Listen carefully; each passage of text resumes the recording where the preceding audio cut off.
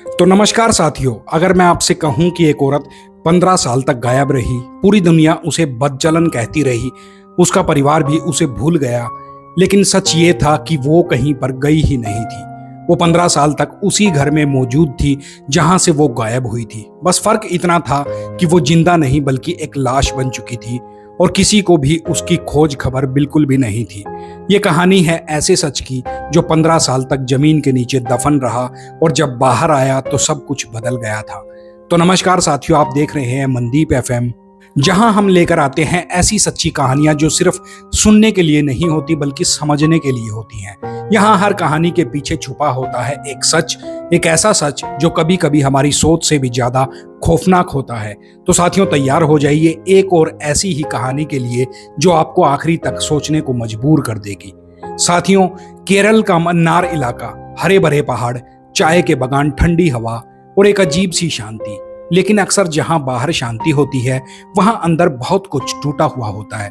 यहीं रहती थी कला नाम की एक लड़की, एक सीधी सादी लड़की जिसकी जिंदगी में सपने थे और उन सपनों में एक नाम बसता था, वो था अनिल कुमार। अनिल, जो घर से उसके ज्यादा दूरी पर नहीं रहता था। पहले सिर्फ रास्ते में दिख जाता था, फिर आपस में मुस्कुराहटें बदलने लगी और फिर बातें होने लगी और फिर वही बात हुई, उन दोनों में प्यार हो गया।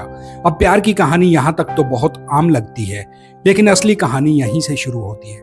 कला और अनिल दोनों अलग अलग जाति से थे और जिस समाज में वो रहते थे वहां ये सिर्फ एक फर्क नहीं था, ये एक लाइन थी जिसे पार करने की सख्त मनाही थी। घर वालों ने इस रिश्ते के लिए साफ मना कर दिया। कला के घर में सन्नाटा, गुस्सा और एक ही बात थी कि ये शादी नहीं होगी।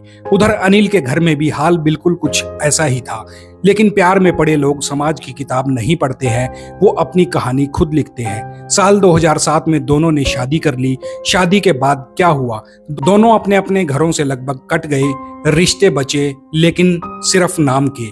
शुरुआत में जिंदगी ठीक थी, छोटा सा घर था, सीमित कमाई थी, लेकिन एक दूसरे का साथ था। करीब 1.5 साल बाद एक बच्चा हुआ, एक बेटा हुआ। अब यहाँ तक तो सब कुछ सामान्य शादी जैसा लग रहा था, लेकिन असली दरार अब शुरू होती है। अनिल का काम ऐसा था कि वो अक्सर घर से बाहर रहता था, कभी एक शहर, कभी दूसरे शहर, कभी एक देश, कभी दूसरे देश।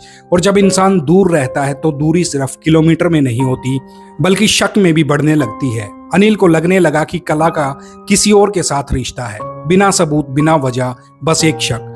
और उधर कला को भी यही लगने लगा कि अनिल का भी कोई अफेयर है। अब सोचिए, दो लोग जो पहले एक दूसरे के बिना बिल्कुल भी नहीं रह पाते थे, अब एक दूसरे पर भरोसा भी नहीं कर पा रहे थे।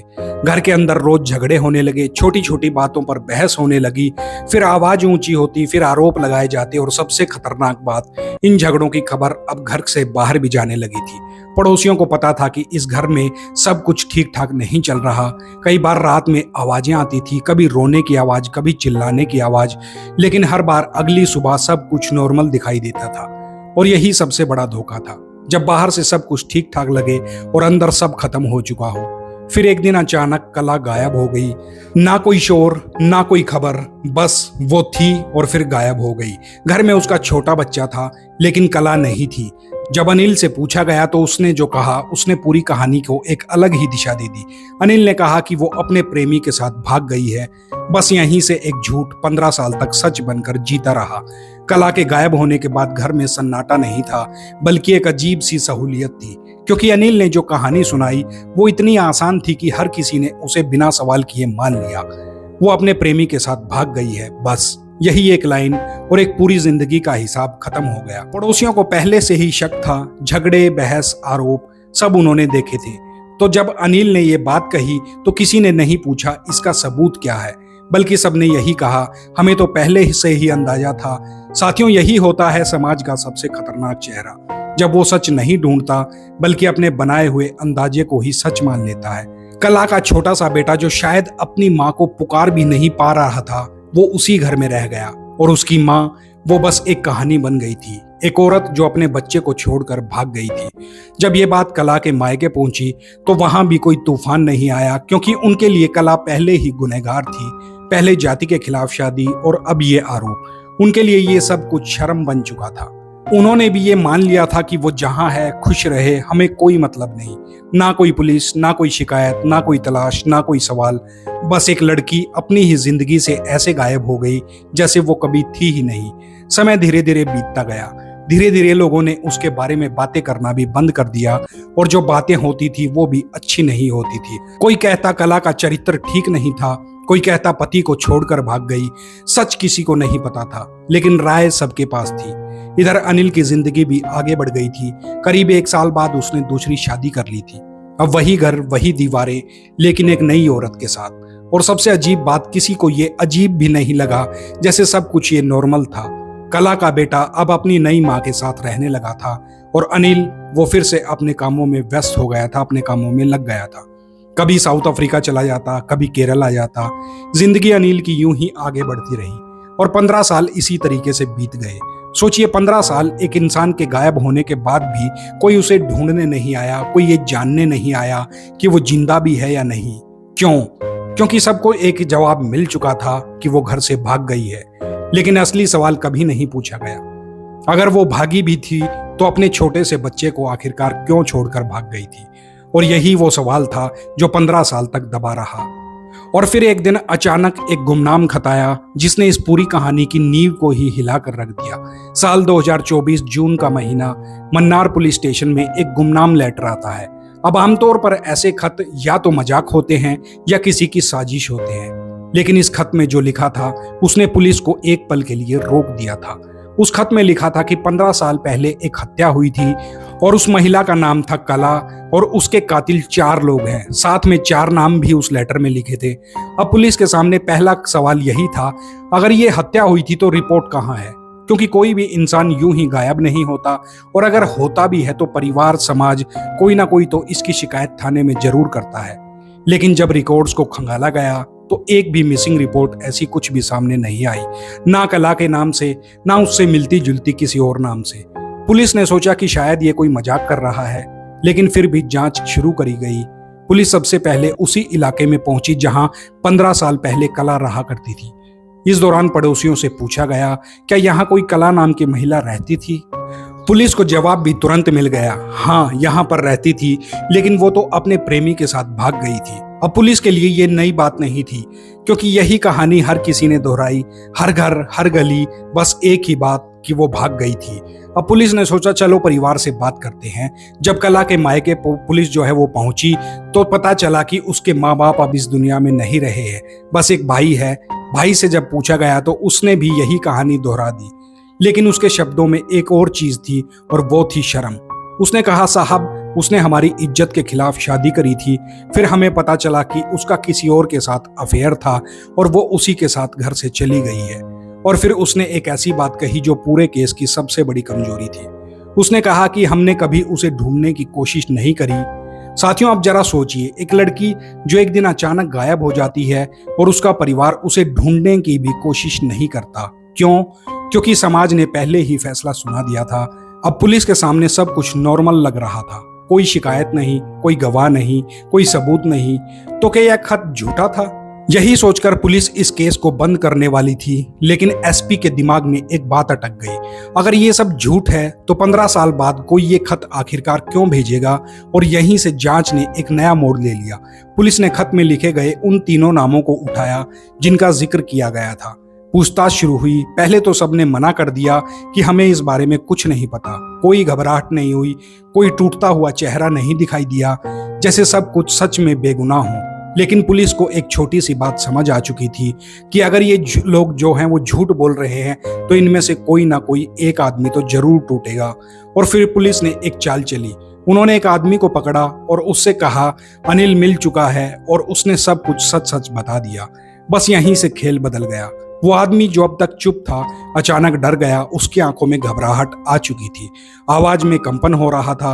और फिर उसने कहा, साहब मैं सब कुछ सच सच बताता हूँ, लेकिन मुझे माफ कर दीजिए।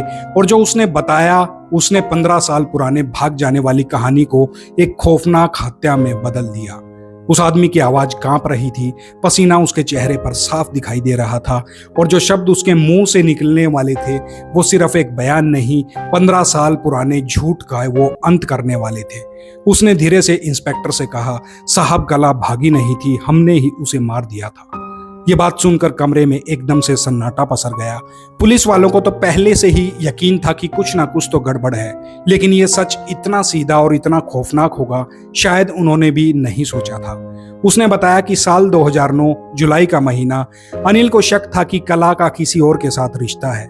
झगड़े पहले से ही चल रहे थे और उस दिन बात इतनी बढ़ गई कि फैसला कर लिया गया कि इसे खत्म कर देते हैं। ये फैसला गुस्से में लिया गया था, लेकिन अंजाम बहुत सोच समझ कर दिया गया था।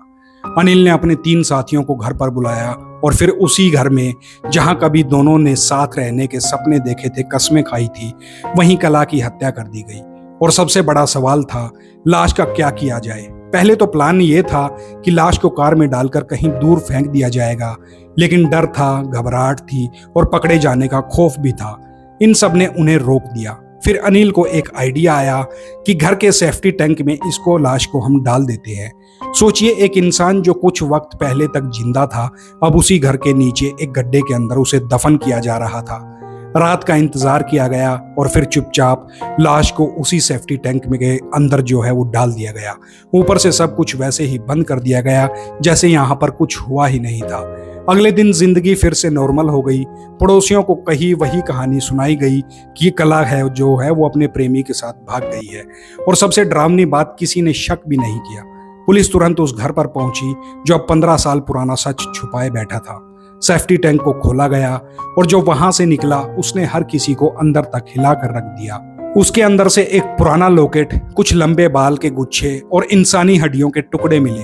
अब ये साबित होना बाकी था कि वो कला ही थी, लेकिन सच अब छुपा नहीं था। जिस औरत को 15 साल तक बदनाम किया गया, जिसे हर किसी ने गलत समझा, वो कहीं बाहर खुश नहीं थी, वो यहीं पर थी, उसी घर में जहां उसे मारकर दफना दिया गया था। मोहल्ले में सन्नाटा छा गया। लोग जो कभी पहले कहते थे कि वो भाग गई थी, अब उसी के घर के बाहर मौजूद थे और उनके चेहरे पर सिर्फ एक ही सवाल था कि हम इतने गलत कैसे हो गए।